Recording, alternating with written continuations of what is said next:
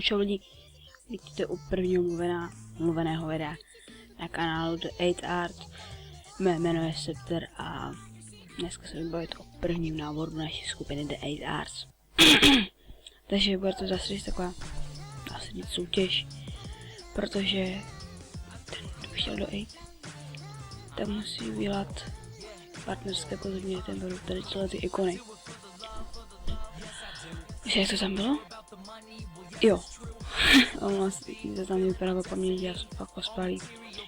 Bude tam Scepter, Shaky, Ask a potom tam bude ještě portfolio, co to jmenuje designer, to jsem si přeřekl. Takže Shaky, Scepter, Ask a portfolio. Tyhle 4 věci, klidně vám to napíšu do popisu. Takže Shaky, Scepter, portfolio a Ask, OK?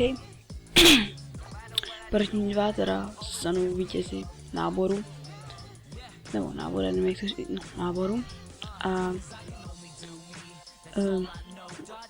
vyhlásí se to 12.4.2013, takže já doufám, že se přihlásíte nejvíc a čau. And I'm so blessed to be fulfilling my destiny. All material things could mean less to me. Only thing I ever could need is a